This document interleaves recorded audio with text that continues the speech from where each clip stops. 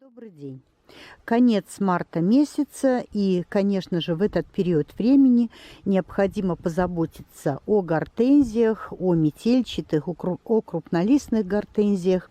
И прежде всего я сегодня назову те мероприятия, которые необходимо провести в обязательном порядке. Прежде всего я должна вам сказать о том, что обработку гортензии вокруг куста я провела еще с осени и подкормила осенью таким, так сказать, долгоиграющим минеральным удобрением. Об этом есть видео, посмотрите. Но сейчас, именно в марте месяце, необходимо опять-таки провести дополнительную обработку, провести подкормку этих растений, этих кустарников. Значит, прежде всего, вы видите, что мои гортензии еще не обрезаны. То есть я вот их показываю в их полную величину, их полный размер. Что же необходимо сделать? Итак, прежде всего, я уже, тоже об этом есть видео, обрезала те сухие побеги, вы видите, светлые пенечки, которые в прошлом году я очень сильно укоротила, и они не дали никаких новых побегов. Поэтому вот эти сухие побеги я практически удалила. Чуть позже мы с вами будем заниматься обрезкой гортензий для того, чтобы получить пышный куст. Ну а сегодня, конечно же, расскажу вам о том, что же необходимо сделать с кустами гортензии именно в марте месяце. Прежде всего, так как почва у меня уже разрыхлена вокруг куста, необходимо провести подкормку гортензии. Для того, чтобы гортензия хорошо стартанула, пошла в рост, дала новые побеги после обрезки, необходимо, конечно же, ее подкормить азотным удобрением. Для этого существует аммиачная селитра, другие виды азотных удобрений, которые помогут нашей гортензии после зимнего периода времени пойти в рост и выдать новые побеги. Поэтому почву под гортензиями в обязательном порядке еще раз рыхлим, добавляем туда азотное удобрение. Те, у кого нет азотных удобрений, можно добавить комплексное удобрение, которое будет состоять прежде всего из азота, калия и фосфора. И затем это удобрение хорошенечко внести в почву и размешать его с верхним почвенным слоем. После того, как вы подкормили ваши гортензии, я, кстати, уже эту обработку провела, я подкормила аммиачной селитрой свои гортензии. Комплексное удобрение я буду вносить несколько позже. После того, как подкормили гортензии, необходимо, конечно же, эти гортензии обработать.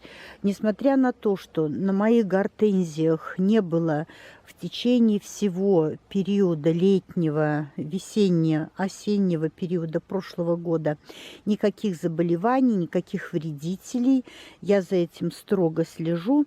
Несмотря на это, все-таки необходимо провести обработку каким-либо фунгицидом прямо по веткам, до самой земли, и желательно обработать также сверху почву. Если у вас нет фунгицида, то можно провести обработку биопрепаратом, тем же фитоспорином обработать. Тоже неплохое средство, которое даст определенный эффект.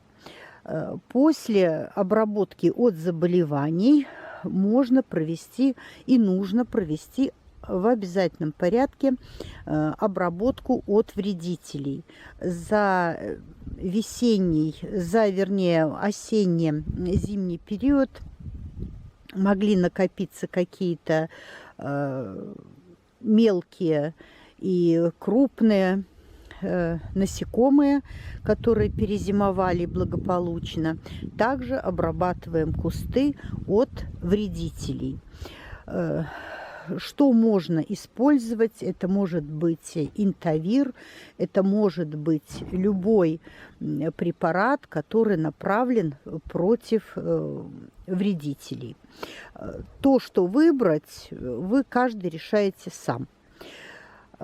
После того, как мы проводим вот эти обработки, через несколько дней после проведенных обработок, подкормок, если стоит сухая погода, желательно, чтобы она была, конечно, сухая, потому что все те препараты, которыми мы обрабатываем, они могут смыться дождем. И после всего этого, если стоит сухая погода, как я уже сказала, можно пролить ваши растения еще раз чистой водой. Какую альтернативу можно предложить вместо азотных удобрений или вместо комплексных удобрений?